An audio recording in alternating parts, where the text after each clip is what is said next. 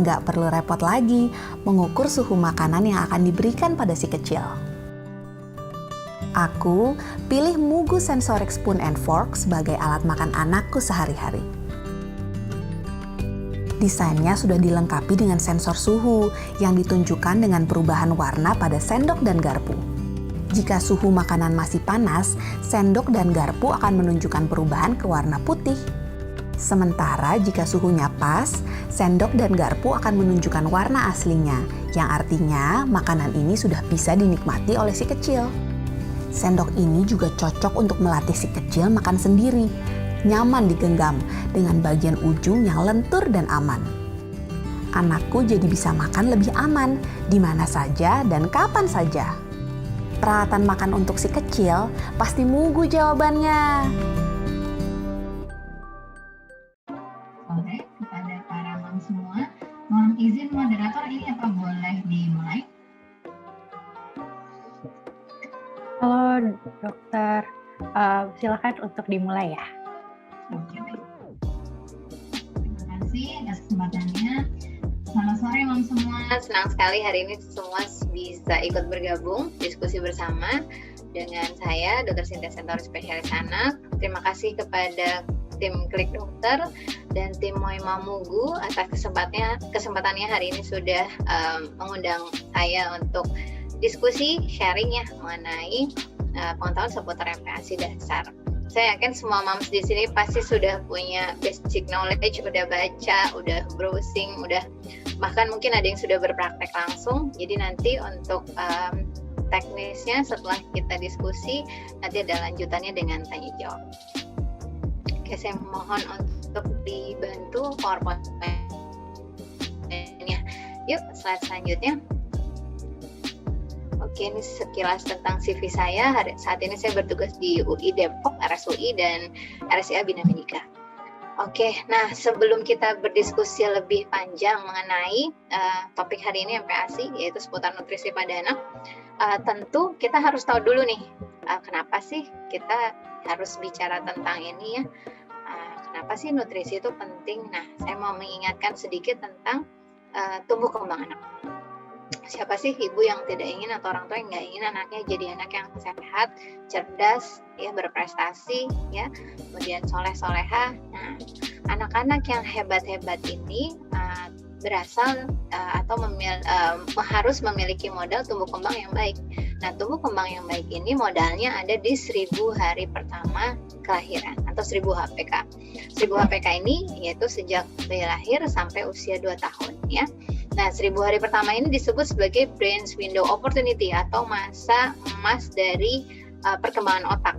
Nah, itu di PowerPoint ini kita bisa lihat di gambar yang merah, pada anak yang gizinya baik, perkembangan otaknya optimal. Sedangkan pada anak yang mengalami gizi kurang atau malnutrisi, maka perkembangan otaknya juga tidak optimal. Bahkan dari volume otaknya aja sudah berbeda. Nah, itu ya. Jadi padahal otak ini modal si kecil sampai tumbuh dewasa, sehingga kita harus memastikan nutrisinya baik agar perkembangan otaknya juga baik. Nah, pada slide di bawahnya lagi kita bisa lihat bahwa ada gambaran jaras otak ya, yang paling kanan bawah, yang tulisannya normal dan standar. Nah, di sini sebetulnya menggambarkan jaringan otak anak yang normal itu cabang-cabangnya tuh ramai tuh. Makin banyak cabang dari syaraf otak, artinya fungsi otaknya makin baik.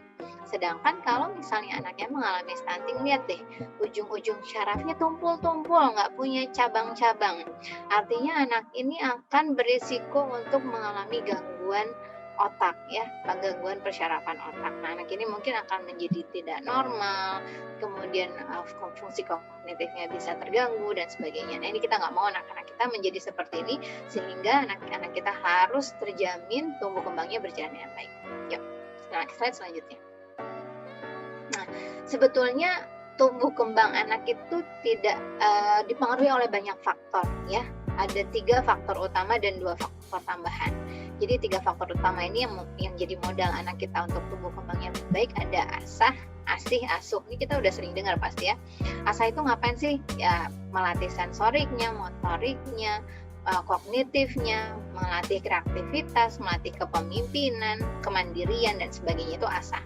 Kemudian ASI itu dengan kita memberikan rasa kasih sayang, memberikan rasa nyaman, anak merasa dilindungi, ini memberikan ASI kepada anak. Yang terakhir asuh. Asuh itu salah satunya adalah komponen nutrisi, ya. Anak harus mendapatkan imunisasi, mendapatkan sandang, pangan, papan, ya, itu adanya di asuh. Jadi 3 komponen ini yang menjadi modal si anak untuk memiliki tumbuh kembang yang baik. Nah, faktor lain yang berpengaruh pada anak yang penting juga untuk tumbuh kembang adalah faktor intrinsik dan ekstrinsik. Faktor intrinsik contohnya genetik. Kalau genetiknya memang baik, nggak ada kelainan bawaan, tidak ada cacat bawaan, tentu diharapkan tumbuh kembang anak ini juga baik. Selain itu faktor ekstrinsik, ya, faktor lingkungan, gimana nanti kita sebagai orang tua mendukung, memberikan lingkungan yang kondusif sehingga tumbuh kembang anak juga berjalan baik. Nah, karena banyak aspek yang mempengaruhi tumbuh kembang anak yang optimal ini, kita hari ini akan fokus bicara mengenai nutrisi dalam skup yang lebih spesifik lagi, yaitu mengenai MPASI. Ya, slide selanjutnya. Nah, jadi nutrisi itu kenapa penting sih? Ya, nutrisi itu sangat penting bahkan sejak bayi masih dalam kandungan atau masih dalam bentuk janin. Jadi nutrisi ini harus lengkap dan seimbang. Ya, jadi memang proses nutrisi ini bertahap berkembang dari sejak bayi di dalam kandungan sampai akhirnya dia menjadi anak yang besar, ya, kelak menjadi anak yang siap menjadi dewasa. Kita ingat selama bayi di dalam kandungan atau dalam janin, maka nutrisi utama berasal dari ibu, sehingga saat itu sampai dengan anak ini lahir kemudian mendapat ASI eksklusif, maka ibu sebagai source atau sumber satu-satunya nutrisi untuk si kecil. Itu sebabnya bicara nutrisi pada anak tidak hanya penting untuk bicara apa yang diberikan, tapi juga kesehatan mamanya, ibunya, bundanya. Jadi moms juga harus sehat, ya, harus cukup nutrisinya, gizinya harus baik agar bisa memberikan nutrisi yang baik, terutama sejak bayi dalam kandungan sampai bayi ini kemudian mendapatkan ASI. Nah, kita akan bicara pada step selanjutnya setelah selesai ASI, yaitu saat memulai MPASI. Nah, pemberian MPASI awal, pengenalan pertama, ya, MPASI perdana ini, ya, juga tidak kalah pentingnya. Kalau kita smooth mengenalkannya, semua yang berjalan baik, diharapkan anaknya juga memiliki nutrisi yang baik sehingga dia memiliki keterampilan makan yang cukup baik sampai dengan anaknya menjadi dewasa. Ya, slide selanjutnya. Oke, nah sebetulnya ada prinsip utama untuk memulai MPASI. Jadi ada 4 komponen utama ini ya, Moms, ya, yaitu yang pertama waktu, timely. Jadi kapan sih kita bisa memulai MPASI? Ya, yaitu kita memberikan MPASI, kuncinya, ya, saat ASI saja udah nggak cukup untuk kebutuhan bayi. Nanti kita akan bahas lebih detail. Kapan sih ASI itu udah nggak cukup lagi, ya, untuk si kecil. Yang kedua adalah prinsip adequate atau cukup, harus memenuhi kebutuhan baik energi, protein, makro maupun mikronutrien. Ya. Kemudian harus safe, harus aman yang diberikan, makanannya itu harus aman, harus hygiene, bersih, ya, baik sejak proses, menyiapkan alat-alatnya, bahan-bahannya, sampai saat kita menyajikan harus dipastikan keamanannya, hygiene-nya, kebersihannya. Dan yang terakhir adalah responsive feeding. Responsive feeding ini juga banyak aspek yang harus dipertimbangkan. Jadi responsive feeding itu memberikan makan sesuai dengan feeding cue atau keinginan si anak. Kita bisa melihat anak ini masih lapar atau udah kenyang, ya, misalnya gitu, ya, mengkondisikan lingkungannya agar kondusif dan sebagainya. Nah, jadi sebetulnya prinsip memulai MPASI yang paling penting adalah 4 ini, ya, timely, adequate, safe, dan responsive feeding. Nanti kita akan bahas lebih lanjut di slide selanjutnya. Yuk, selanjutnya. Nah, ini yang menarik nih, seputar mitos MPASI. Saya rasa pasti Mam semua nih udah banyak baca, mungkin dengar-dengar kanan kiri, ada yang dikasih tahu sama eyangnya, dikasih tahu sama saudara, dari macam-macam, dari teman. Pasti sedikit banyak pernah terpapar oleh mitos seputar MPASI. Contohnya misalnya, jangan makan daging dulu kalau baru mulai makan, pakai buah aja, nggak boleh soalnya nanti perutnya panas. Nah, pasti ada, ya, yang pernah dengar seperti itu. Nah, terus kenapa? Soalnya katanya daging itu susah dicerna, ya, ini mitos sebetulnya, ya. Terus tentang dari awal buah aja dulu supaya nanti pencernaannya baik. Nah ini juga mitos ya, nanti kita bahas lebih lanjut. Terus juga ada mitos seputar MPASI fortifikasi atau pabrikan. Katanya bahaya, mengandung pengawet dan sebagainya ya. Terus ikan dan telur ditunda sampai setahun supaya nanti nggak gampang alergi, misalnya itu juga masih, itu sebetulnya mitos ya. No gulgar, nah ini juga topik yang selalu ditanyakan oleh moms ya kalau misalnya diskusi, dok boleh nggak sih ditambahin gula atau garam gitu ya. Ini juga selalu sering di topik ya. Lalu yang terakhir, kalau belum tumbuh gigi katanya nggak usah naik tekstur. Nah ini juga menarik. Padahal ada yang nggak tumbuh giginya sampai 9 bulan, terus gimana dong? Masa teksturnya nggak naik ya? Oke. Nanti jadi mitos-mitos yang beredar ini harus diluruskan ya. Gak semua yang beredar yang kita dengar itu benar ya. Jadi kita berharap dengan membahas diskusi hari ini, mudah-mudahan mitos-mitos itu semua bisa yakin bahwa tidak semua mitos tersebut salah ya. Oke. Nah, kita mulai dari prinsip MPASI yang pertama, yaitu time atau waktu. Momen makan pertama. Kapan sih kita memulai MPASI? Jadi MPASI pertama disebutkan oleh EBSGAN ya maupun WHO tidak boleh lebih dini dari usia 4 bulan ya, tapi tidak juga boleh lebih lambat dari umur 6 bulan. Karena nih pasti banyak orang tua yang menanyakan, dok kok anak saya 5,5 bulan udah disuruh makan sih sama dokternya, kok anak saya masih 4,5 bulan katanya beratnya susah naik pakai ASI, terus disuruh makan, emang nggak apa-apa ya MPASI dini? Nah itu ya, jadi MPASI ini memang range usianya antara 4 sampai 6 bulan. Bukan berarti yang diberikan MPASI di bawah 6 bulan itu disebut MPASI dini, bukan ya. MPASI yang 4 sampai 6 bulan ini masih on the track, masih baik, masih normal. Hanya saja memang dari WHO menyarankan pemberiannya saat usia 6 bulan dengan catatan semua kondisi berjalan baik. Tumbuh kembangnya baik ya, ASI-nya mencukupi, anaknya juga masih happy dengan ASI saja, tidak kelaparan dan sebagainya. Jadi perlu penilaian. Memang kalau kapan mulainya 4 bulan atau 6 bulan ya, atau 5 bulan. Nah ini memerlukan assessment dari yang lebih ahli dari tenaga kesehatan. Dalam hal ini sebaiknya memang berkonsultasi dengan dokter. Nah, tentu dengan banyak pertimbangan ya, baik dari sisi orang tua, kecukupan ASI-nya, dari sisi kecil, dan kita lihat grafik tumbuh kembangnya dan sebagainya. Nah, lalu yang selanjutnya kita memulai MPASI kalau sudah ada tanda kesiapan MPASI. Apa itu? Yang pertama nih, bisa dilihat di gambar nih. Anaknya udah bisa duduk dengan leher tegak. Nah, kenapa kalau lehernya masih jatuh-jatuh kita nggak boleh kasih makan? Nanti anaknya kesendak dong. Baru disuapin jatuh. Nah, gimana mau dia nelen kalau dia lehernya kuat ya, menopang gitu ya. Yang kedua, anaknya tertarik sama makanan. Nih, kita lihat di gambar ini ya. Bapaknya nyuap, anaknya nyamperin. Itu jadi anaknya tuh udah pengen ikutan gitu ya. Jadi dia tertarik sama makanan. Yang ketiga, anaknya kelihatan masih lapar walaupun udah diberikan ASI yang cukup. Ini dok, anaknya minum udah baru setengah jam minta minum lagi, terus nggak puas ya dan sebagainya ya. Terus yang terakhir kita bisa melihat refleks ekstrusi lidah menghilang. Ekstrusi itu lidahnya melet. Nah kalau kita sendokkan sesuatu atau kita sendokkan ASI gitu ya, dia masih melepeh, nah itu artinya refleks ekstrusinya masih dominan ya. Oke, nah sebenarnya kita bisa lihat juga bahwa sebetulnya kebutuhan energi di anak pada gambar yang ada diagram itu ya, diagram batangnya, usia 6 sampai 8 bulan itu ada gap antara kebutuhan energi si anak terhadap yang mampu dipenuhi oleh ASI saja, ini yang warna orange. Jadi memang sejak usia 6 bulan itu sudah nggak cukup lagi ASI saja, harus segera diberikan MPASI. Itu sebabnya tidak boleh menunda MPASI lebih lambat dari usia anak 6 bulan.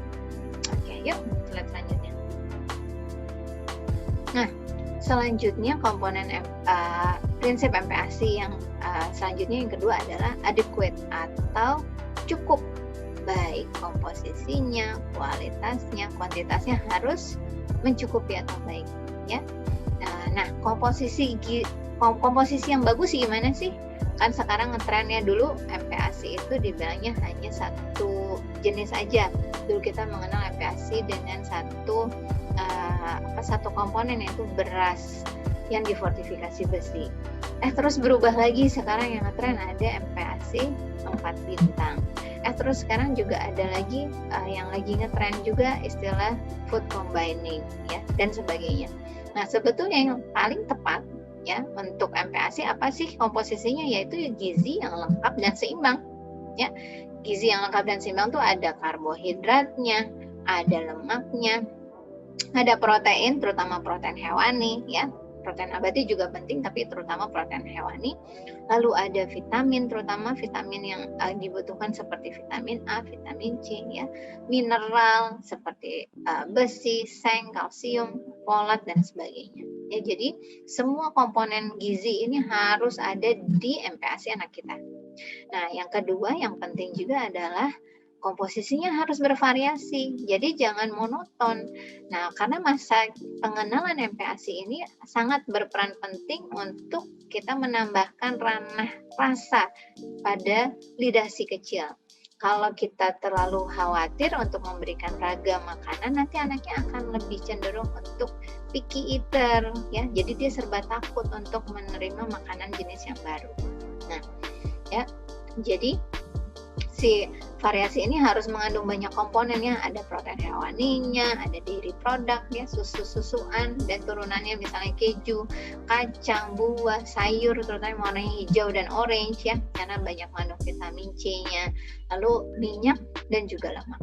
Nah, gitu ya. Jadi kita bisa lihat juga tuh di gambar yang ada diagram batangnya bahwa kebutuhan energi yang ada gap atau kesenjangan antara kebutuhan nutrisi anak usia 12 sampai 23 bulan yang harus bisa kita penuhi dari MPASI-nya ya, baik energinya ya, itu gapnya cukup besar, jadi kita harus cukup itu dari MPASI kita. Protein, zat besi ya, itu sebabnya walaupun anak kita sudah makan, kita harus mempertimbangkan kalau misalnya ASI eksklusif tetap memberikan suplementasi zat besi karena memang kebutuhannya tinggi, gapnya besar sekali. Terus vitamin A juga ya. Oke. Ya, slide selanjutnya. Nah, apa aja sih yang penting ya dari nutrisi-nutrisi tadi? Emang pentingnya apa sih? Ada makronutrien kayak protein, lemak, karbohidrat, sebenarnya buat apa sih? Nah, makronutrien itu selain sebagai sumber energi, dia ternyata juga sudah diteliti nih kalau anak defisiensi makronutrien, dia bisa menyebabkan IQ skornya rendah, ada gangguan perilaku, kegagalan di sekolah ya, dan sebagainya. Lalu besi, kalau anaknya defisiensi besi, ternyata anak ini punya cabang-cabang syaraf yang nggak bagus sehingga nanti IQ-nya, kognitifnya akan terganggu. Ya, yang ketiga yodium. Nah, ini juga krusial sekali. Kalau ibunya sejak dalam kandungan kurang yodium, maka anaknya bisa kecil, ya, kretinisme. Ya, jadi yodium ini sangat penting juga karena dia juga ternyata kalaupun nanti sudah dikoreksi, anaknya tetap aja pendek, ya. Lalu long chain polyunsaturated fatty acid atau asam lemak. Nah, ini juga penting untuk penglihatan, kecerdasan, kolin, vitamin B, folat, zinc, A, K, itu semua penting. Jadi ternyata nutrisi yang lengkap tadi harus lengkap ya. Kenapa? Karena semua makro mikronutrien itu punya peranan masing-masing untuk tumbuh kembang si kecil ya. Gitu. Nah, kita nggak pengen anak-anak kita defisiensi salah satunya sehingga dikhawatirkan nanti menyebabkan gangguan tumbuh kembang ke depan, apalagi kalau nanti mengganggu kognitifnya. Ya. Oke, baik, yuk dilanjutkan. Oke, nah ini ya, ada dua jenis utama MPASI. Ada yang homemade, yang dimasak sendiri. Biasanya kalau di awal bentuknya masih lumat ya, puree. Ya, jadi setelah dibubur lalu di blender, kadang ditambah saring lagi sehingga bentuknya sangat lembut sekali, disebutnya puree atau lumat. Nah, ada juga yang sifatnya siap santap, mereknya macam-macam yang beredar di Indonesia. Nah, ini yang tadi disebut mitos. Banyak mitos yang mengatakan bahwa ini dari pabrik ada awet-awetnya jadi berbahaya. Nah, ini juga tidak tepat. Ya, sekarang kalau kita bandingkan homemade dengan siap santap, Homemade ini memang yang bagus adalah pertama kita buat masih dalam kondisi yang fresh. Yang kedua yang unggul dari homemade ini adalah tekstur, karena tekstur dari makanan homemade itu kita yang mengontrol. Kita mau blender seberapa lembut, mau disaring seberapa lembut, itu kita yang bisa mengontrol. Nah, ini yang tidak bisa diberikan oleh MPASI yang siap santap. Kalau yang siap santap ini rata-rata teksturnya kurang lebih sama-sama lembut ya, sehingga si anak tidak belajar mengunyah. Itu yang mungkin yang kurang dari MPASI yang siap santap. Tapi MPASI yang siap santap ini punya kelebihan, yaitu dia sudah difortifikasi besi. Yang mana kalau kita memberikan MPASI kita yang homemade, berapa sih anak bisa menghabiskan daging misalnya per kali makan atau hati ayam, kadang anaknya mau kadang enggak. Jadi memang MPASI yang siap santap ini punya kelebihan karena dia memiliki fortifikasi besi gitu. Jadi bukan berarti MPASI yang siap santap ini berbahaya. Nah, tentu kita harus memilah nih MPASI yang siap santap ini yang mana yang aman. Tentu yang sudah punya izin edar dari Badan POM. Ya, jadi kalau kita mau beli MPASI, dicek ada nggak izin edar Badan POM-nya. Kalau sudah ada izin edarnya, insya Allah aman. Ya, bisa untuk selingan. Oke, yuk slide selanjutnya. Oke, nah kita berpindah ke prinsip MPASI yang selanjutnya, yaitu safe atau harus aman, harus hygiene. Amannya itu dari mulai menyiapkan, nyimpan, ya saat disajikan semua harus aman. Ya, jadi perlengkapan masak dan perlengkapan makan tuh harus dicuci. Kita pun sebelum menyiapkan, menyajikan, ngasih makan harus cuci tangan. Lalu kalau mau disimpan, maka simpanlah di suhu yang cukup dingin, yaitu minus 5 derajat Celcius. Jadi kita letakkannya di chiller ya. Itu pun kita harus cek suhu kulkas kita berapa sih ya. Lalu jangan lupa cek tanggal kadaluarsa untuk bahan-bahan makanan ya. Misalnya mama mau menggunakan santan, terus misalnya santannya sudah dalam santan kemasan yang kita mau gunakan, itu sebenarnya nggak apa-apa kita menggunakan santan kemasan, boleh, asal tadi kita pastikan cek tanggal kadaluarsanya. Lalu hati-hati untuk beberapa makanan yang sudah dibuka, contohnya lagi misalnya santan kemasan udah dibuka nih, nah itu kan kita harus pastikan bahwa dia belum expired, belum kadaluarsa, karena terlalu lama kita simpan setelah dibuka kadang juga menyebabkan kontaminasi dari kuman-kuman atau bakteri.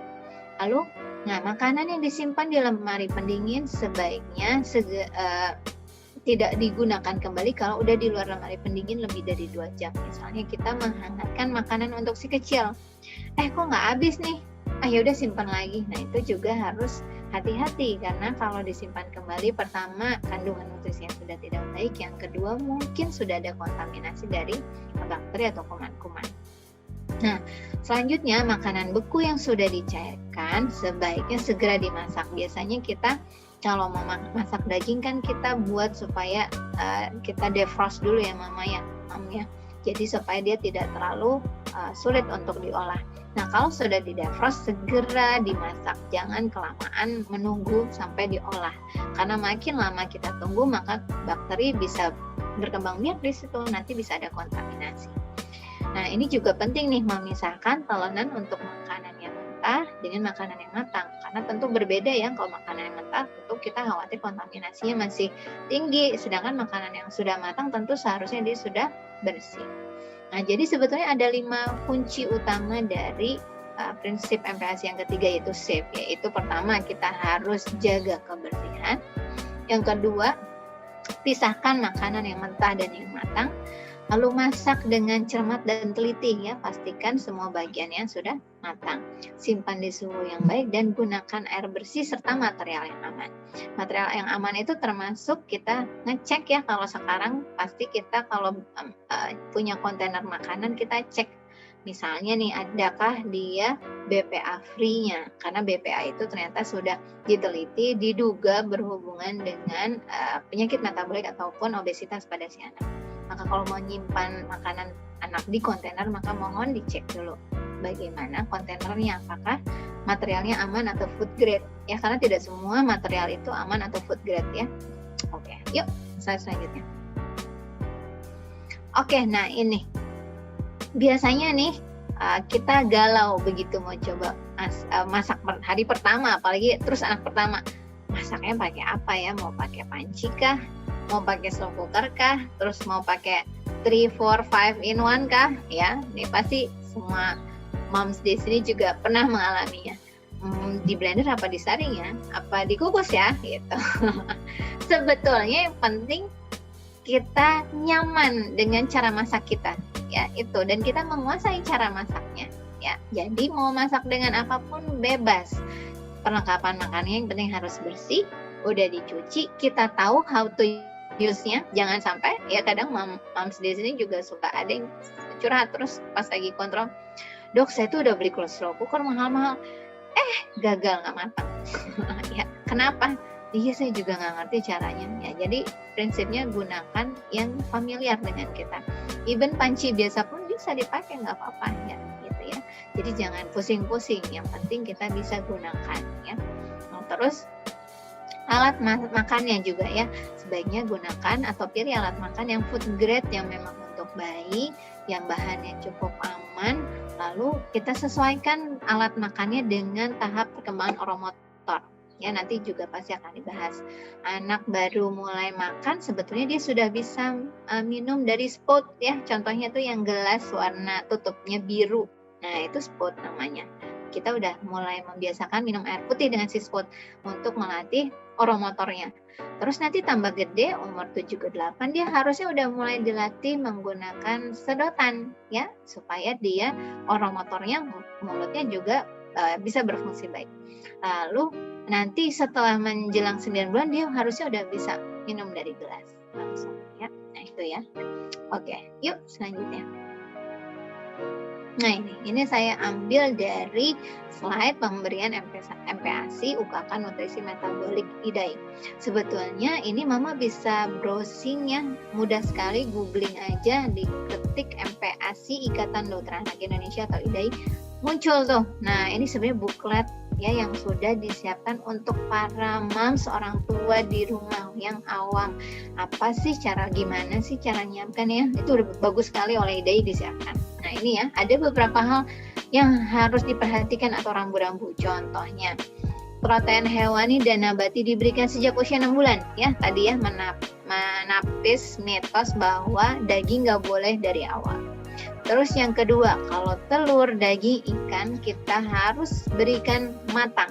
Jadi nggak bisa kalau kita suka pesan steak ya, medium aja deh, nggak bisa. Kalau buat anak harus matang. Kenapa? Supaya menghindari kontaminasi dari bakteri.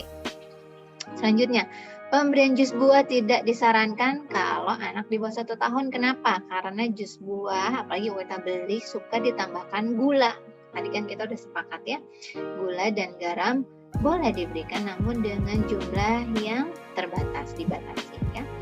Lalu madu, nah ini juga pasti jadi pertanyaan nih, madu boleh nggak sih? Kan madu bagus buat kesehatan. Betul, tapi nanti setelah si anak berusia 1 tahun ke atas. Kalau masih di bawah 1 tahun tidak boleh diberikan karena mudah terkontaminasi oleh kuman yang namanya Clostridium botulinum ya.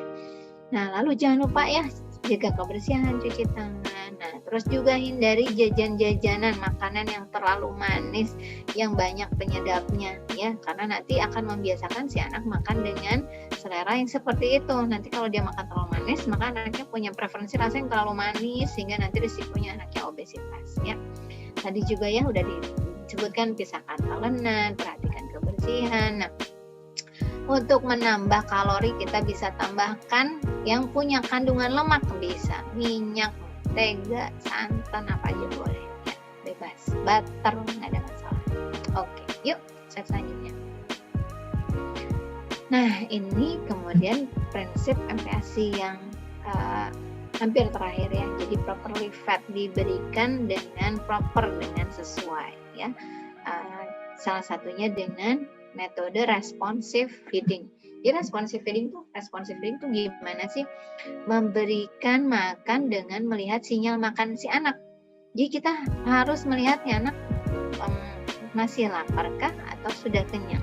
Ada tandanya. Jadi kalau dia masih lapar, dia biasanya membuka tutup mulut, ya ngecep-ngecep, terus decapkan lidah, masukin apa-apa ke dalam mulut. Nah, itu tandanya si anak masih lapar.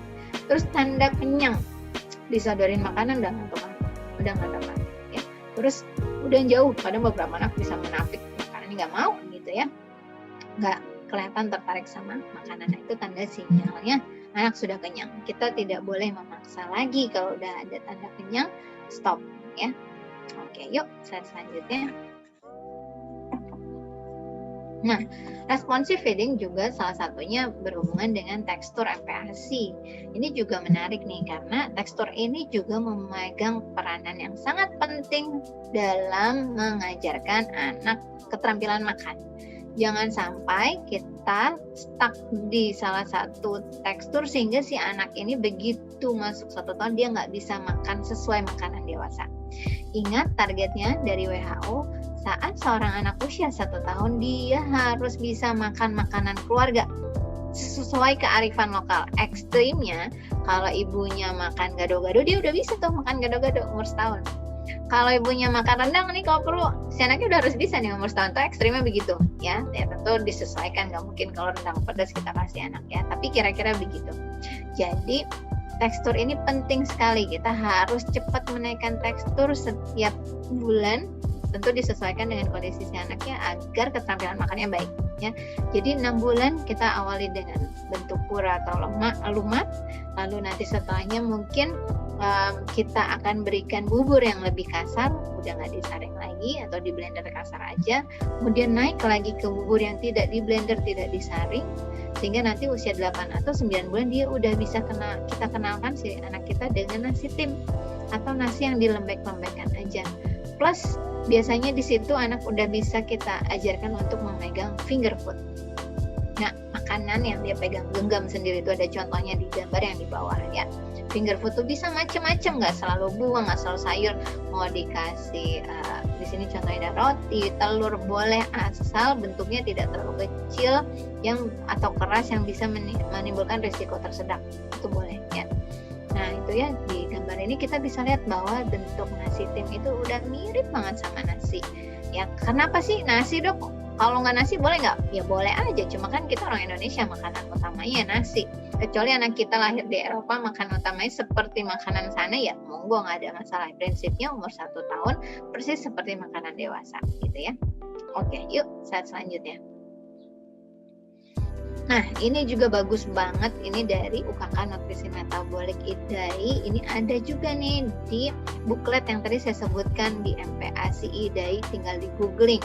Di sini bahkan sudah ada tahapan perkembangannya, ada teksturnya, ada panduan berapa kali makan, berapa porsinya, bagus banget ya. Jadi silakan moms baca ya, supaya dapat pengetahuan dari sumber yang benar. Nah, ini menurut saya penting nih, membaca dari sumber yang benar, karena seringkali kita baca-baca ternyata sumbernya nggak benar, terus dapatnya mitos ya, jadinya salah ya. Jadi bacalah dari sumber yang benar. Dalam hal ini kalau kita di Indonesia pakai panduan IDAI ya. Jadi kita bisa lihat nih dari umur 6 sampai 9 bulan dia akan bertahap naik makan dari cuman 2 kali sehari jadi 3 kali, jadi 3 kali makan besar, sampai kayak kita ya, kita kan 3 kali makan besar, 2 kali snack. Nah itu targetnya di usia 9 bulan udah harus bisa begitu. Lalu makannya juga bertahap dari cuman 3 sendok makan per kali makan sampai akhirnya bisa setengah mangkok 125 ml ya. Nah selanjutnya juga begitu bertahap ya, umur 9 bulan sampai setahun anaknya bisa makan sampai 4 kali makan besar dan 2 kali cemilan ya, bisa habis setengah mangkuk ya gitu ya. Dan teksturnya juga tadi udah lebih kasar ya, udah bisa megang finger food ya. Terus dan selanjutnya dari umur 1 tahun sampai 2 tahun anak biasanya sudah bisa ngabisin 1 mangkuk penuh sekitar 250 ml makanan keluarga. Mengunyah juga sudah baik. Oke, yuk slide selanjutnya. Oke. Masih seputar responsive feeding. Jadi responsive feeding ini yang paling luas cakupannya ya. Ya, itu adalah harus punya stok sabar. Walaupun udah ngikutin panduan MPASI, udah baca, udah dipraktekin, anaknya GTM dong gitu ya. Aduh gimana nih?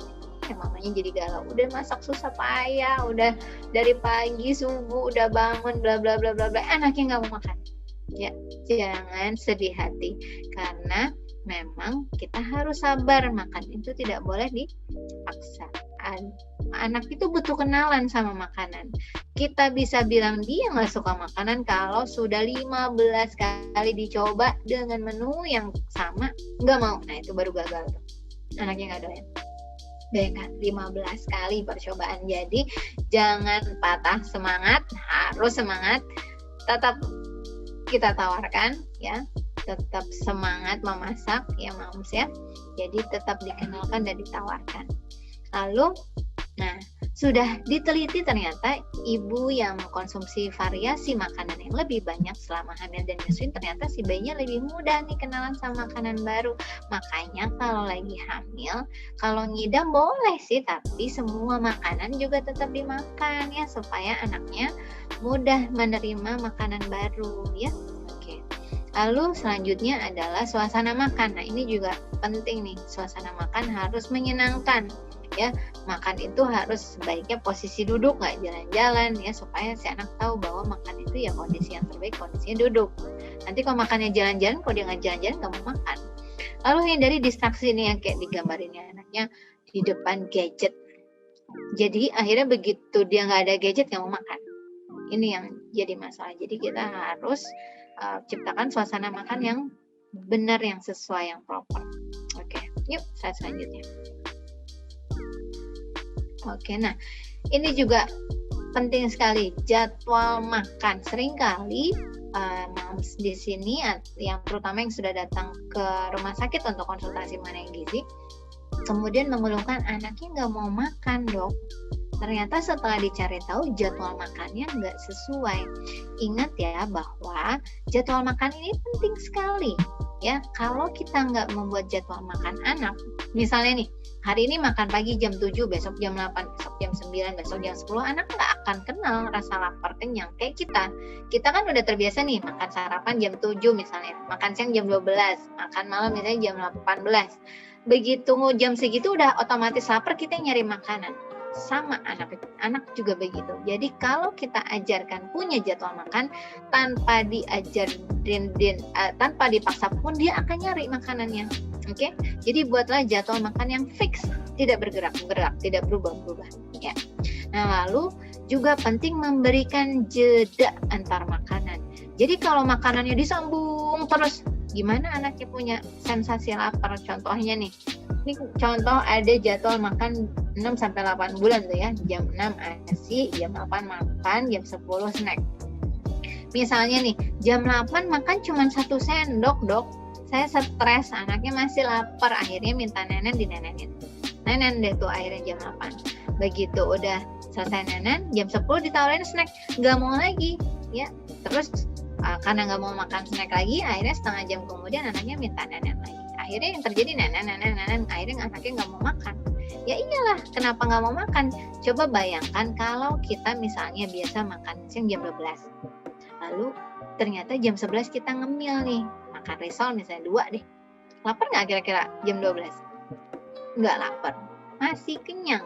Sama anak juga gitu. Kalau kita misalnya mau ngasih makan jam 10, jam 9 kita kasih susu, walaupun itu hanya ASI, masih ada sensasi kenyang, maka nggak akan mau dia ngabisin makanan yang selanjutnya. Dan akan terus begitu ya. Jadi harus punya jadwal makan yang fix dan harus jelas. Kalaupun makanan tidak habis, tidak dikompensasi oleh makanan lain ataupun susu, biarkan saja, sehingga nanti si anak akan belajar kalau aku nggak makan, nggak aku habiskan, aku akan kelaparan. Nanti dia akan belajar bahwa oke, jam makan aku harus makan, kalau nggak aku nanti lapar gitu ya. Nah, itu contoh jadwal makannya udah diberikan dari IDAI. Nah, lalu yang penting juga adalah mulai dorong anak makan sendiri. Nah, ini dari umur 8 bulan kita udah bisa kenalkan finger food nih buat selingan ya. Bisa macam-macam tadi ya, supaya anak mulai tertarik untuk makan sendiri. Dan biasanya anak 8 bulan itu emang udah mulai nggak mau disuapin. Biasanya mereka maunya makanannya dia ambil sendiri. Ada yang makannya dihambur-hambur di atas meja, terus dia ambil sendiri. Makan akhirnya dari yang dihambur-hambur. Nggak apa-apa, namanya juga lagi kenalan sama MPASI, dia udah mulai tertarik makan sendiri ya. Oke, yuk slide selanjutnya. Oke, nah ini juga penting, namanya feeding rules atau peraturan makan ya. Tadi ya 3 Yang pertama jadwal, jangan berubah-berubah. Makan juga harus stop setelah 30 menit supaya nggak memanjang. Kalau makan sejam gimana rasanya, udah nggak nafsu makan juga pasti ya, udah nggak efektif. Nah terus jadwalnya juga tadi diberi jeda antara makan utama, snack maupun susu minimal 2 jam. Di antaranya hanya diberikan air putih. Yang kedua, ciptakan lingkungan yang nyaman ya, tidak distraksi, diajak nonton TV, diajak main-main dan sebagainya.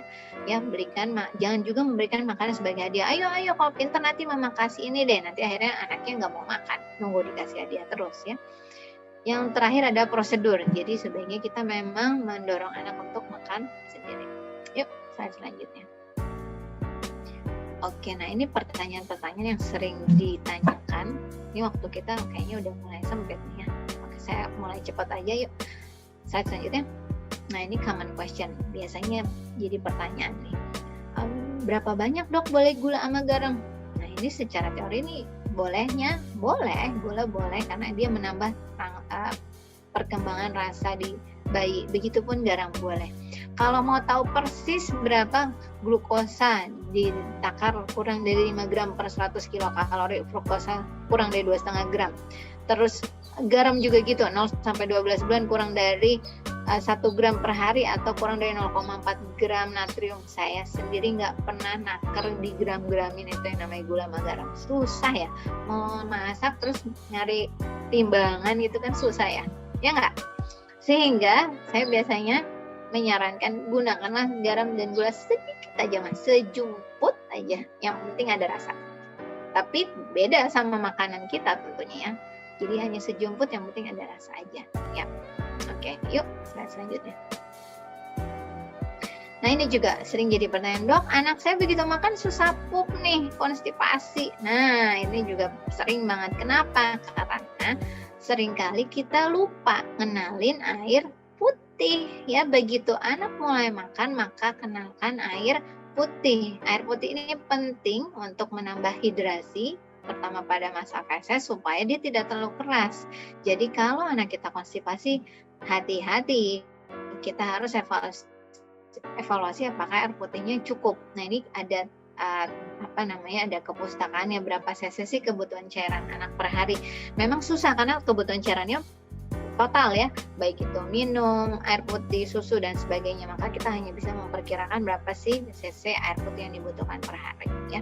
Yuk, slide selanjutnya. Ini juga lagi ngetren, baby led weaning, dok anak saya nggak mau makan nih, udah deh saya BLW aja. Nah harus tahu dulu BLW itu apa ya. BLW atau baby led weaning adalah metode memperkenalkan MPASI dengan membiarkan bayi memilih sendiri semua makanannya. Baby led, jadi dia yang memimpin. Mau dia milih cuman sayur doang hari itu makannya, mau dia milih cuman buah doang hari itu terserah si bayi ya. Sehingga tentu ada risikonya gizinya bisa kurang, kan bayi nggak bisa tahu ya bahwa dia harus makan karbohidrat, bahwa dia harus makan lemak, ya dia milih sesuka dia aja, yang warnanya menarik mungkin, yang bentuknya gampang dipegang, sehingga risikonya bisa gizi kurang. Lalu bisa tersedak juga karena semua bentuknya finger ya gitu ya, karena dia nggak melewati fase pura. Nah ini BLW ini jangan dirancukan dengan finger food ya. Kalau finger food emang harus dikenalin dari umur 8 bulan karena memang udah keterampilannya, tapi berbeda dengan BLW ya. Yuk slide selanjutnya. Nah ini juga ada beberapa istilah seputar susah makan. Ada anak yang memang picky eaters, ada yang neophobia. Kalau picky eaters itu emang dia sulit sekali punya preferensi rasa yang baru, maunya itu terus. Nah itu tadi, hati-hati mama kalau lagi dari mulai hamil sampai nyusuin, jangan pilih-pilih makanan, makan aja semua jenis, mau yang pahit, mau yang asem, biar anaknya dari perut udah kenalan sama rasa ya. Jadi anaknya begitu gede makan nggak picky eater ya. Terus neophobia itu dia menolak makanan baru, tapi yang neophobia ini nggak permanen, begitu kita kenalin lagi, akhirnya dia mau. Ini neophobia sering sekali begitu anak udah menginjak setahun ke atas, baru dibuka ditawarin enggak. Nah itu neophobia namanya. Tapi nanti akhirnya ditawarin mau juga gitu ya. Jadi jangan menyerah ya. Oke yuk. Nah ini tips kalau anak susah makan ya. Jadi pertama, kasih makanan rumah yang sehat, nggak usah beli-beli. Ada yang pakai catering segala dan sebagainya, malah anaknya tetap nggak mau makan. Udah catering mahal-mahal dok, ya separuh gaji saya, anaknya nggak mau makan, rugi ya. Jadi nggak usah catering, makan, masak aja di rumah. Yang penting makanannya sehat.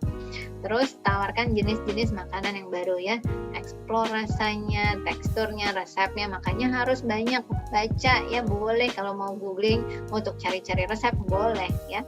Terus sajikan makanan baru bersama makanan yang udah disukain. Ini misalnya anak udah suka keju, ya udah ditawarkan makanan baru ini barengin sama keju ya.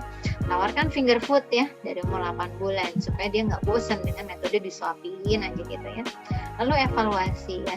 Jadi tiap anak tuh unik, ada yang memang lebih suka taste tertentu ya, ada preferensi, pasti ada anak yang lebih suka yang gurih, ada anak yang lebih suka yang manis gitu ya, nggak apa-apa ya, karena tiap anak tuh unik.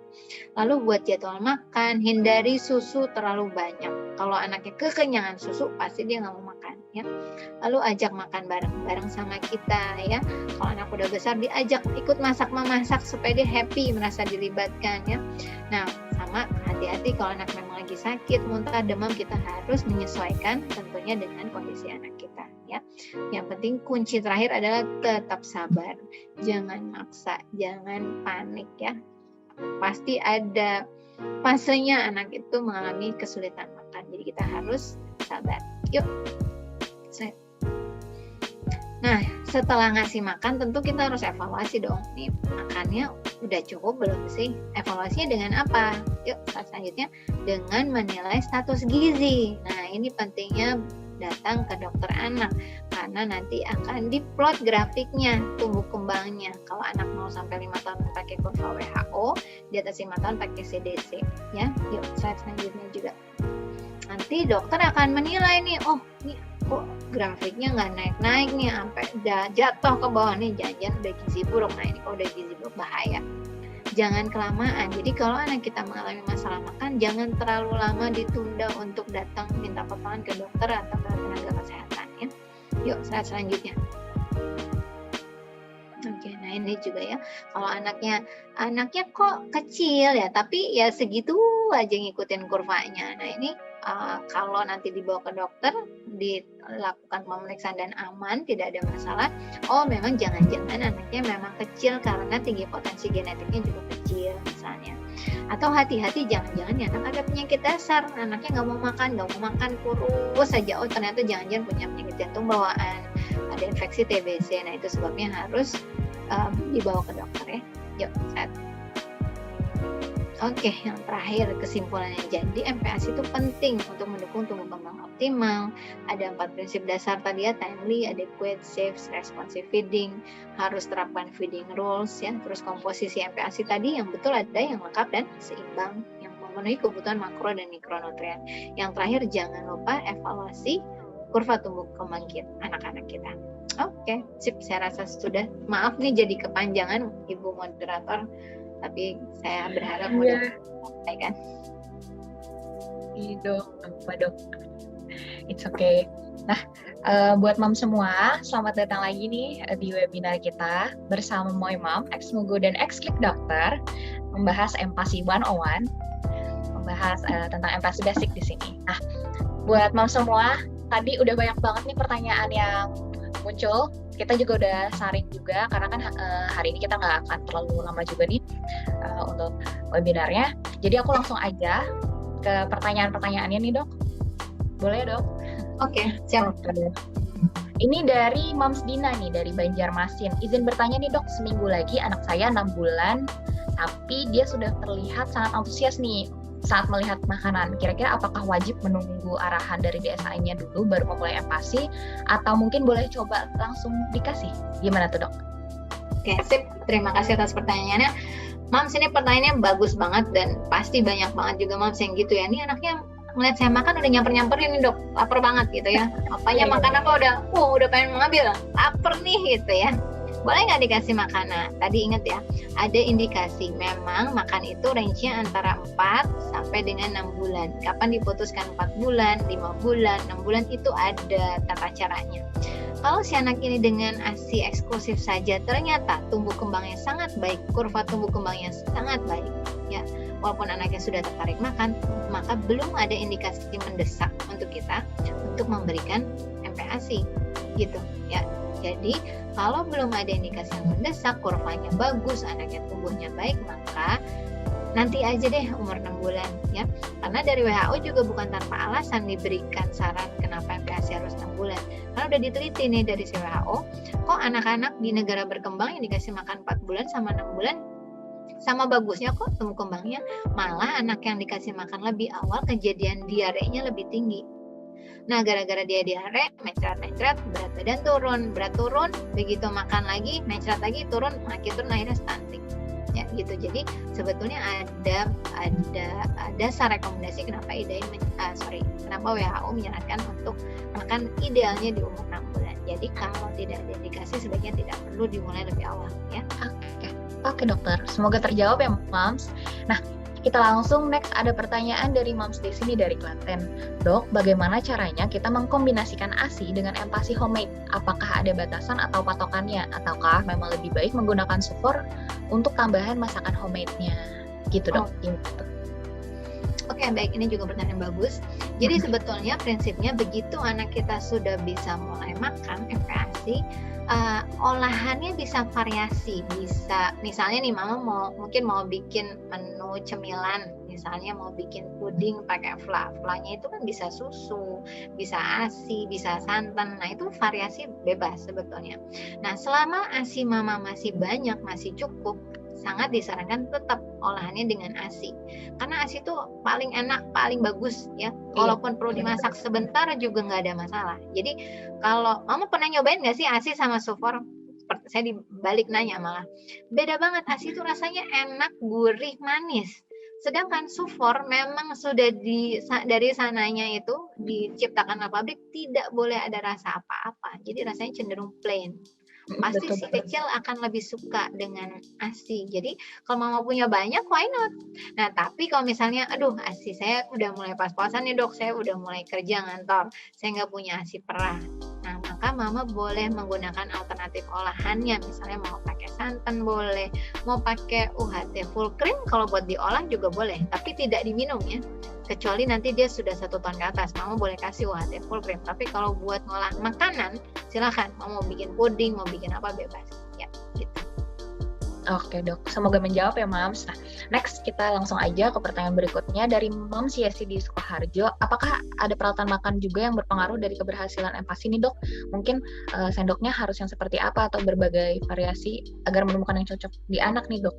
Oh mungkin lebih kayak ke peralatan makannya nih dok, kira-kira ada rekomendasi nggak ya dok? Kayak gimana? Pengaruh nggak sih? Oke, sip. Baik, terima kasih Mama atas pertanyaannya. Jadi untuk perlengkapan makan, setiap anak itu punya preferensi yang berbeda. Ada yang maunya pakai sendok yang lentur, ada yang mau pakai sendok yang biasa tapi kecil, ada yang mau pakai sendok mamanya. Ya, jadi beda-beda. Ini anak kalau disendokin pakai sendok dia pasti GTM dok, tapi begitu ngeliat saya makan, ayo disamperin sendoknya. Jadi nggak ada masalah mau perlengkapan makannya seperti apapun, nggak ada, senyaman si bayinya ya. Jadi bebas, yang penting udah dibersihkan perlengkapan makannya. Tapi memang tadi ada rambu-rambunya, bukan pada sendok ya, terutama misalnya pada alat minum. Nah itu harus disesuaikan, dinaikkan sesuai dengan kemampuan oromotor. Jangan sampai anaknya udah 9 bulan dia nggak bisa minum dari sedotan. Itu karena itu akan mempengaruhi keterampilan oromotor ya. Jadi kalau misalnya keterampilan makan itu tetap harus dilatih. Jadi anak umur 9 bulan udah harus bisa minum dari gelas, itu harus ya. Terus dia udah bisa megang finger food, itu harus. Tapi bentuk perlengkapan makannya detailnya seperti harus begini begitu nggak ada, sebetulnya bebas aja. Yang penting dipilih yang food grade, yang bersih, yang aman ya. Oke dok. Oke, kalau gitu kita semoga menjawab nih ya Mams. Nah, nextnya ada lagi nih pertanyaan. Dok, kapan kiranya memperkenalkan buah dan sayur pada saat MPASI dok? Oke. Sebetulnya kalau menyimak tadi, Mams ya, pasti udah tahu bahwa sejak awal menunya sudah lengkap dan seimbang. Jadi sejak awal juga kita udah wajib memperkenalkan buah dan sayur masuk ke dalam makanannya. Jadi dari awal kalau Mams mau bikin bubur, di dalamnya ada protein hewani, ada protein nabati, ada sayur, ada lemak ya, mau kasih ada kacang-kacangan, udah ada di dalamnya. Ya, ada lemak bebas mau bentuknya apa. Begitupun buah itu udah dikenalkan dalam bentuk snack. Kan tadi dijelaskan ya dari WHO juga, dari IDAI juga, makan pertama tuh perdana makan 2 kali aja sehari. Nah itu Mams bisa, yang misalnya pagi nih Mams mau kasih buah pisang misalnya, nah boleh, terus tapi makan selanjutnya harus menu berat, harus menu yang kita masak gitu ya, bebas. Mau bubur 40 pun gak ada masalah, itu hitungannya menu berat bebas ya. Yang penting menunya lengkap dan seimbang. Oke, semoga menjawab ya Mams. Nih, ada lagi nih dok. Dari Mams Vanessa dari Medan, pertanyaannya ini adalah, apa sih yang harus dilakukan dok kalau misalnya anak sudah berusia 6 bulan tapi tidak mau mengkonsumsi empasi? Kira-kira cukup gak ya dengan ASI saja? Nah, gimana tuh dok? Suka serba salah sih ya kadang-kadang. Oke, ini juga tadi sebetulnya udah kita singgung sebelumnya ya. Jadi banyak faktor yang menyebabkan anak itu seperti nggak mau makan. Salah satunya adalah terlalu kenyang atau jadwalnya salah. Kalau mau mengenalkan makan misalnya di jam 8 tapi jam 7 baru aja ditetain kenyang, tentu dia nggak mau makan. Ya, jadi buatlah jeda antara menyusu dengan jadwal makan. Itu yang pertama. Yang kedua, kenalkanlah makanan yang enak. Kalau mamsnya kenalinnya makanan yang nggak enak, ingat ASI itu rasanya enak dan ngikutin makanan mamanya. Itu uniknya ASI tuh, ya. Jadi ASI itu benar-benar enak banget rasanya. Jadi kalau mamanya makan gado-gado tesnya berubah, makan rendang tesnya berubah. Jadi dia udah kenal banyak rasa. Begitu makan, mamanya ngasih nggak ada gula, nggak ada garam, hambar, plain ya. Boleh dong dilempar sama anaknya gitu ibaratnya, ekstrimnya ya. Jadi berikanlah makanan yang proper, yang enak. Boleh gula garam sedikit, sejumput, yang penting rasanya enak gitu ya. Dan yang terakhir yang tricky adalah terlalu kenyang susu ya. Jadi kalau sudah mulai makan, susu justru dibatasi. Kan aslinya bayi itu minum tiap 2 atau tiap 3 jam ya Mams. Jadi misalnya jam 6 minum susu, terus habis itu berarti jam 8 minum susu, jam 10 minum susu. Nah begitu dia makan, maka jam susu di jam itu hilang, digantikan makan. Contoh jam 6 ASI, jam 8 makan, ya udah hilang tuh susunya di jam 8. Jam 10 ASI lagi gitu. Jadi jangan susunya jalan terus tapi dikasih makan, ya nggak akan lapar dia, pasti nggak mau gitu ya. Itu kira-kira mungkin harus ya dok. Ya betul. Oke dok, ngomongin ASI ini aku ada pertanyaan lagi dari Moms Fresi. Izin bertanya nih dok, setelah anak empasi kebutuhan minum ASI-nya, nah ini tadi kan udah dijelasin juga, udah sempat disinggung sama dokter untuk berapa banyaknya. Nah tapi anaknya ternyata jadi lebih suka air putih dibandingkan ASI gitu. Kalau makanan tetap, tapi dia lebih suka ke air putih ini dibandingin ASI. Perlu nggak sih dok kira-kira diberikan untuk sufor, katanya kayak gitu. Tapi sebenarnya ingin mengasihi 2 tahun. Pasti sih kalau semua moms pastinya pengen full 2 tahun nih dok. Jadi gimana baiknya nih dok? Oke, jadi memang ini tergantung kita bicara, tergantung konteksnya usia anaknya berapa ya. Jadi kalau usia anaknya masih di bawah 1 tahun, tentu ASI peranannya jauh lebih besar dibandingkan begitu dia udah 1 tahun. Ya kalau dia masih di bawah 1 tahun, peranan ASI masih lebih banyak ketimbang dia di atas 1 tahun. Di atas 1 tahun tuh susu kan hanya penopang aja, jadi sekitar 20-30% kebutuhan dari total kebutuhan nutrisi. Jadi nggak terlalu pusing lah kalau dia nggak mau ASI. Karena pasti begitu malam dia masih ada jadwal nyusu, pasti ASI masuk. Ya, itu pasti dapat deh kalau menyusu malam. Nah, tinggal kalau anaknya masih di bawah 1 tahun terus dia kok tiba-tiba mogok nih ASI-nya. Nah, ini kita harus evaluasi juga. Sebetulnya moms dengan begitu dia mulai makan, memang preferensi anak itu biasanya ada sedikit banyak perubahan. Namanya juga kenalan sama rasa baru ya. Bisa aja dia tiba-tiba excited sama rasa tertentu terus seolah-olah tidak excited dengan ASI lagi. Nah, kita masih bisa berikan dengan trik. Misalnya ASInya diolah, tadi contoh ya, moms mau bikin puding jagung pakai fla. Nah, flanya itu kasih aja ASI, kan masuk juga ASInya ya. Jadi nggak selalu bentuknya itu ASInya yang menetes seperti sebelumnya, bisa aja bentuknya ASInya sudah diolah. Jadi nggak usah khawatir ya, moms bisa ubah ASInya jadi bentuk olahan makanan. Mungkin itu tipsnya. Oke dok, makasih banyak nih tipsnya nih dok. Buat mam semua nih, mungkin tipsnya sangat berarti banget nih. Nah, aku mau ada pertanyaan lagi nih dok. Dari mam Erika nih di sini. Nah dok, usia anaknya ini baru mencapai 8 bulan, tapi boleh nggak sih dok kira-kira untuk anak umur sekitar segitu untuk minum multivitamin? Oke. Nah, pemberian multivitamin ini biasanya jadi pertanyaan pamungkas para moms. Dok, Iya, anak saya nggak mau makan. Lagi GTM banget, boleh nggak dikasih vitamin? Penambah nafsu makan, pasti deh. Banget tuh dok, bener. Jadi kayak udah potong kompas pasti berhasil gitu ya. Nah ini sebenarnya harus diluruskan bahwa sebetulnya tidak serta-merta dengan pemberian multivitamin si anak lalu jadi lebih baik selera makannya, lalu lebih bagus. Kecuali si anak memang ada underlying defisiensi mikronutrien tertentu. Saya ambil contoh yang paling sering, zat besi. Si anak ternyata nih, dari dia ASI misalnya, dari 4 bulan gak dapat nih suplementasi besi. Ibunya dari hamil udah tahu ibunya anemia. Ya ibu biasanya mom pasti akan notice, saya waktu hamil anemia dok. Terus saya sempat dapat infus bla bla bla bla bla, tapi saya nggak transfusi, habis saya sebelum lahiran sekian. Itu kan kita udah punya bayangan ya, pasti kemungkinan besar lah anaknya juga anemia. Terus ASI eksplosif, umur 4 bulan nggak dapat suplementasi, begitu mulai makan mampet nih, susah makan yang nggak mau dan sebagainya.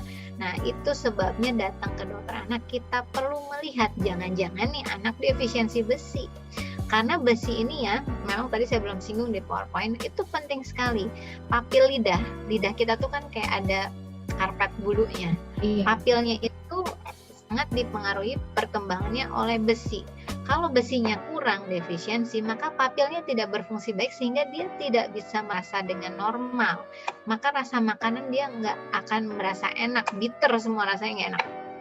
Nah begitu kita suplementasi, bukan di suplementasi, kalau defisiensi besi kita intervensi ya, si anemia defisiensi besinya begitu bagus, pasti papilnya akan bagus dan selera makan tiba-tiba bagus ya gitu. Jadi kalau memang ada underlying masalah gangguan mikronutrien bisa bermanfaat, tapi kalau nggak ada belum tentu bermanfaat gitu. Ya. Oke, semoga terjawab ya Mam tadi pertanyaannya. Nah dok, aku ada satu pertanyaan lagi nih dok.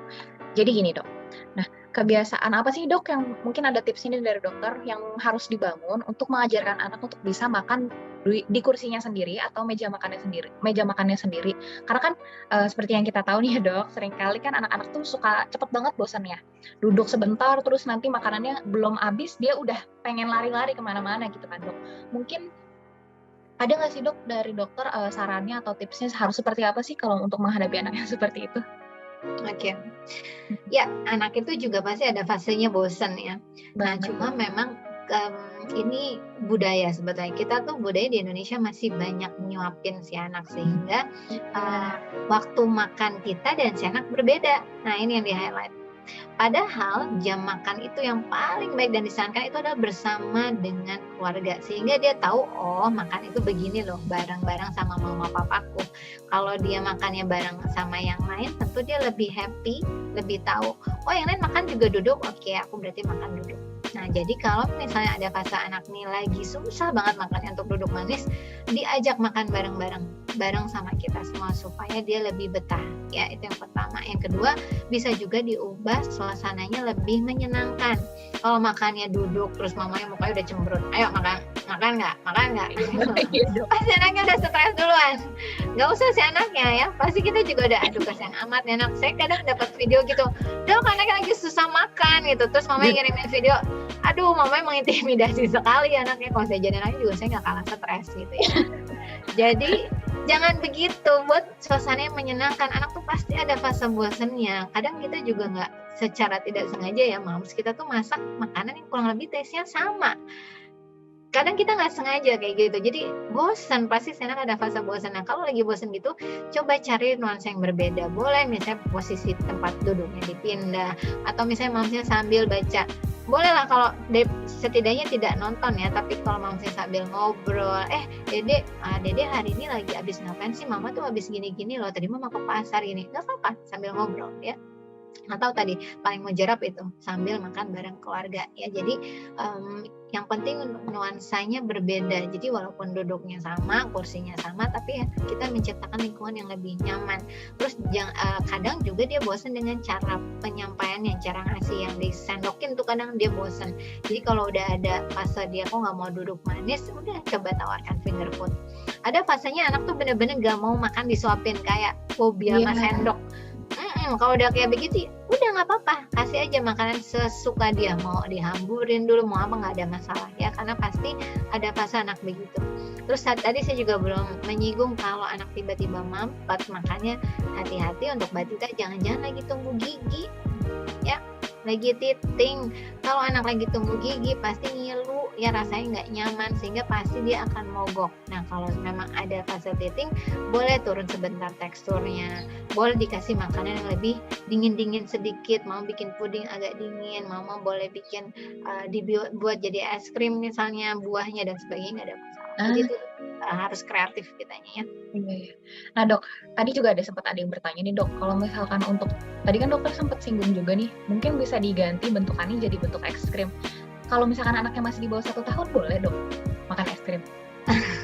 Nah, es krimnya apa dulu? Jangan salah kaprah nih, nanti dikira es krim mos, es krim Campina. Enggak, es krim yang kita buat sendiri. Jadi misalnya nih, kita bikin popsicle ya, buah tambah ASI, dibuat jadi beku. Itu kan juga es krim. Bentuknya aja jadi es krim dingin, tapi sebetulnya isinya yang ASI juga gitu ya. Jadi berbeda dengan pengertian es krim yang dibeli di pasaran. Oh, itu nggak ada masalah ya.